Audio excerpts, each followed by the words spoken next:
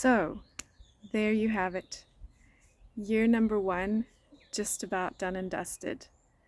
It was the year of observing. It was the year of planting the rain. It was the year of growing the soil. Although there's still lots of work to be done with respect to that. I'm hoping you will have some feedback for me on the different issues I discussed in this video. Thanks for watching. I thought I would take this opportunity this month to update you on what's transpired in the last almost 11 months since we moved in. I'm also finding myself a little bit stuck about the next step in certain respects, and I'm hoping to be able to receive your input perhaps on any ideas you might have to gift me.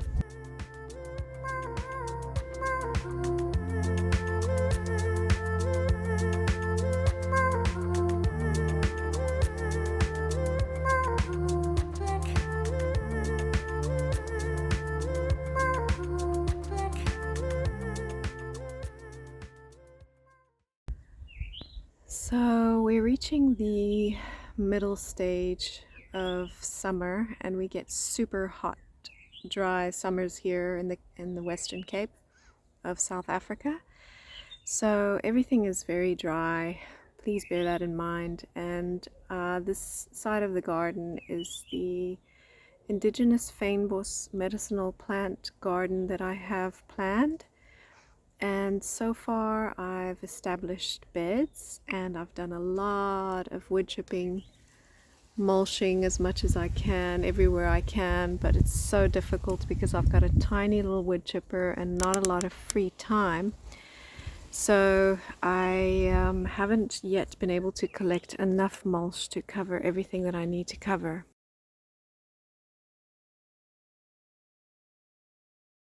I've established this little pathway. It's not cemented in, it's just a loose recycled, upcycled pavers from another part of the house that I've laid down. I don't want to lay down any more paths than that with pavers or any cement, because it's of the heat. It's just doesn't work. Even this little path is so hot that I'm a little concerned about it heating up the soil. Excuse the big rock here. I'm busy trying to dig it out because I want to plant a rosemary from the side of the house that's not been doing well to that spot, because I think it'll be happy there. So yeah, let me show you around properly. The yellowwood tree, which you're looking at now in the center of your screen, is doing so well. It's ever since I chopped down the alien invasive pepper tree on the other side there that was taking up all its sun, it's really been taking off with its growth. So that's one good thing. This area I plan to establish a little bench, and I've got a protea that I've planted there, a pin cushion to be exact. And this is African wormwood, a medicinal plant that I've planted here. I've planted speckboom around the garden in certain spots. Down here along this little wall, planted speckboom. And on this other side, there's one there. So this is the side of the garden where I had the oats grown, and pretty much the ground is still mostly covered. It's been very dry, as I said. The oats definitely helped with covering the ground and retaining moisture to a certain extent, because this was nothing but dirt, loose dirt. It was terrible. So, and I'm also working to mulch it a bit more. Created this bed here where I've planted some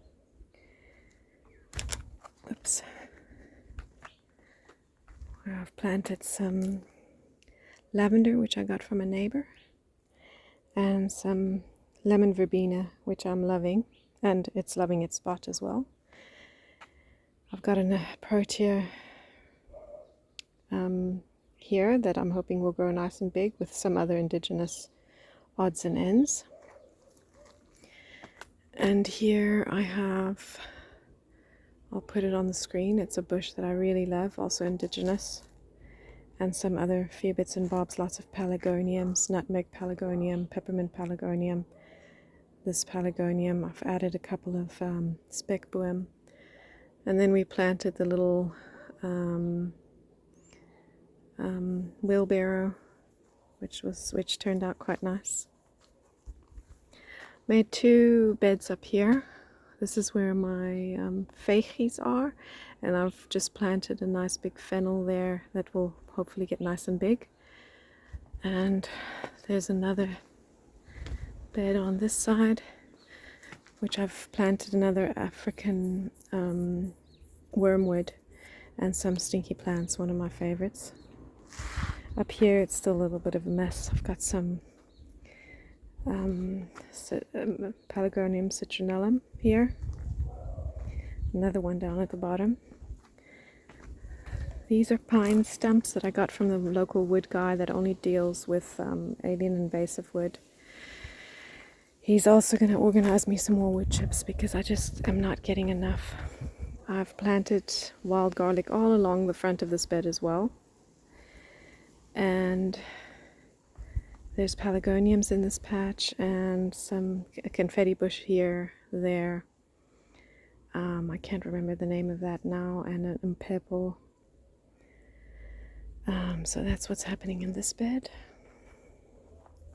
We moved the table over here, which is a lovely spot under the milkwood tree for looking at the garden and having a cup of tea. Planning to do, I've transplanted some plumbago that was down at the bottom over there. It's just popping up everywhere on the ground, I don't know why, so that it can do a bit more screening between us and the neighbor here.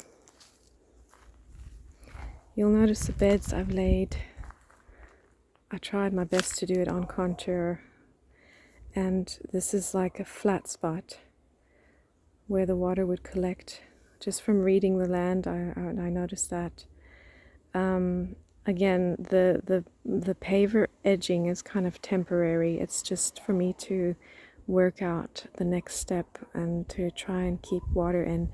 Beneath all of this is cardboard. I planted everything into holes into the cardboard. This is further down the hill. I found a lot of scorpions here, by the way. I let them be. Just make sure I wear shoes down here. So I've got a few other indigenous plants that I've planted in here. They look still small, and some things like dune sage and dolomite sage, arestio and renosterbos, a few other things. We had a big bougainvillea here, very messy, and we've really aggressively cut it back so that in autumn next year we can transplant it to another part of the garden and rather plant a fruit tree here. And that's my first tree that I've planted, a bay leaf tree. Very happy with it, and it's doing very well so far. It's got new growth coming. You'll notice how I made a point of really digging a hole properly and taking out the rocks and then making a smile so that the water can collect in the bowl, so to speak. Here's some Leonotis, wild dacha, one of my favorite medicinal plants. And that's a num. Still needs to grow. The idea is for it to grow big in this section, blocking this little corner behind the bay leaf tree. And here I plan on building a hugelkultur bed because I just had so much extra wood, and I originally had it piled up all messy, and now I made a point of laying it down like a puzzle so that it's nice and flat. This is a ditch that's naturally created from water runoff over winter rains, and it's pretty much lined completely with rocks.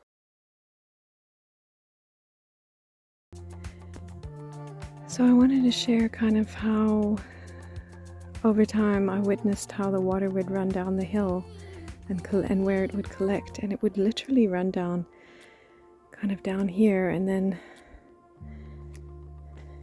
this is a flat spot there, and down further where I've created that other bed is another flat spot, so it would collect there, and then obviously right at the bottom of the property it would collect.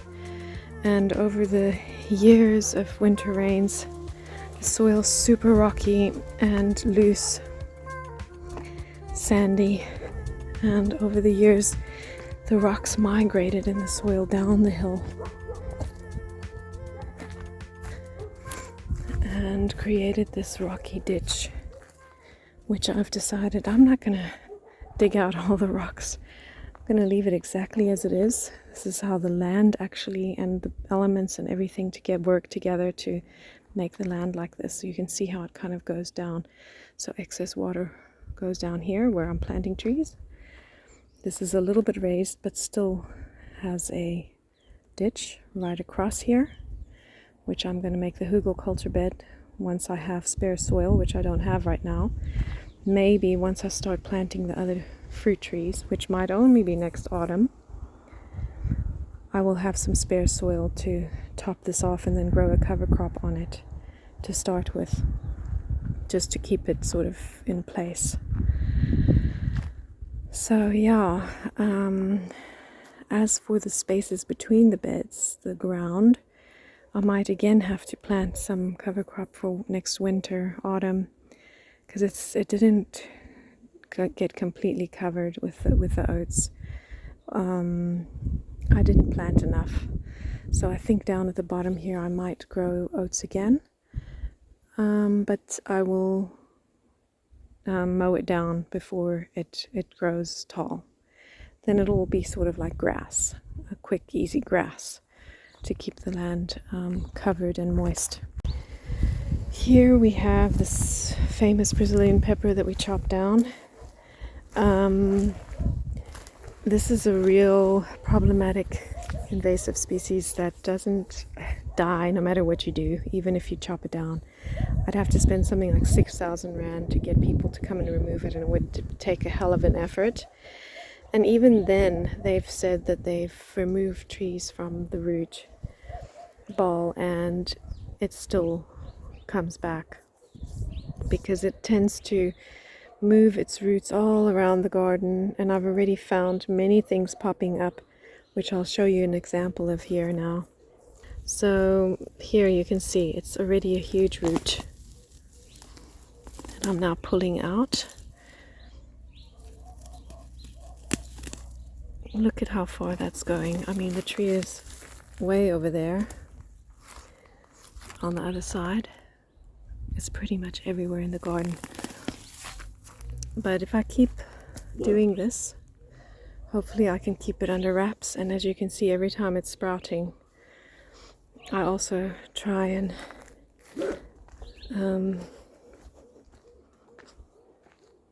kill that off. It smells divine, like pepper. Oh, it's like aromatherapy. Some have allergic reactions to it, but I can tolerate it. Just don't have a problem with it. I've been wood chipping it.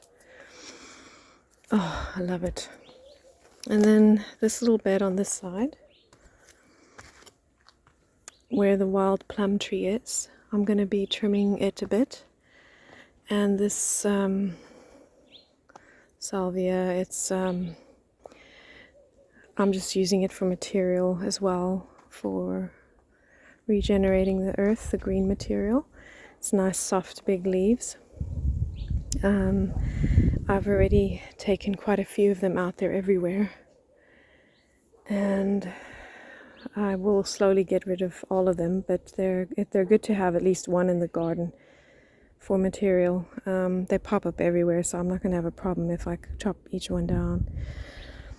And yeah, this is the beautiful wild plum, which I'm going to do a bit more trimming of. I'd have to show you from far away. so that it's a nice neat little ball at the top. So I'm going to be removing that and that, not the big one, just that one and this one. Then that other one, tiny one, hanging down like that with the foliage there. So it'll be like a nice ball at the top and bring in even more light by the Circle of Life garden. Along this bed here, I've got the speckboom in the back, and I plan on growing berry bushes. Maybe another small tree, but I just want to make sure I don't create any more shade on this side of the garden. So I'm just keeping that in mind.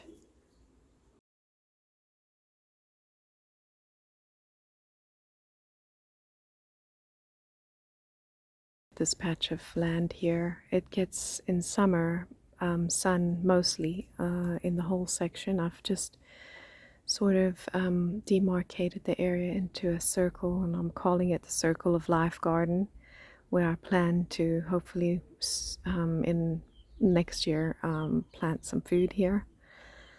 But in the meantime, I had planted clover and vetch as cover crops, and the vetch was terminated some time ago, and I've still got the clover that's busy blooming still, and this is my problem patch in terms of not knowing when to take the next step. Either way, I'm not going to be growing food in here anytime soon, I don't think. The soil still needs a lot of building, and so that it can be ready for growing food. So in the meantime, I need to mulch some more around, and then I need to decide on the design of this Circle of Life garden. It's down a slope as you're looking at it. This is downhill there. And the idea is to do maybe like fish scale design or rib design of half moon beds within the area with paths that are mulched in between, and the bottom section of each bed, the smile curved section, being raised to some extent to capture and hold in water.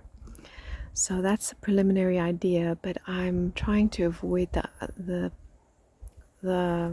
digging, because I want to disturb the soil as little as possible. But the problem I have is that I don't have extra dirt soil from anywhere else in the garden available to create my little mini berms, which will be the bottom section of each little bed to help hold water from flowing down the hillside. I planted a lot of things to help with erosion. These hen and chickens, the speckboom, and here I planted some wild garlic as well. The wild garlic around as a border around the future food planting area. And here. So I have a problem with water runoff on this top section above the Circle of Life garden. I'm going to need to put more rocks down and build this up a bit better so that this sort of upper bed area is more secure and holds water better. So any ideas with that? I mean, I suppose I was thinking maybe getting the rocks on the side there and then layering them more here, but I'm not sure if that's gonna do the trick. So this is my little pathway around the Circle of Life garden, which you can see is very patchy. Clovers here. I've planted wild garlic all along the edges, and in between the clover was where the vetch was, which I snipped off at the base, and the roots remained inside. There's some other clover that popped up and is now looking sort of, that's the red brown that you see in between that's died, but that I'm keeping in just to help for the coverage for this piece of land, just regenerating this piece of land slowly but surely. I don't yet have enough compost to start topping it up with. So this is going to be, I've come to terms with the fact that it's going to be a slower process. And I need some more time in building the soil. And here along this side I've put a lot of extra biomass that was too big to wood chip, and I'm just going to leave it there.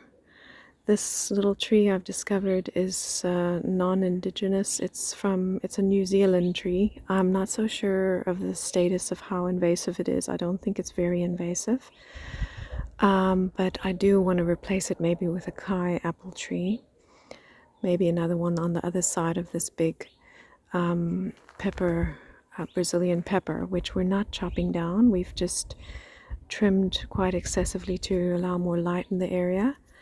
But hopefully one day maybe we can chop it down when the trees around it grows bigger. We've already removed another alien on that side. That was a cestrum. So there is space to plant another tree on the other side of it.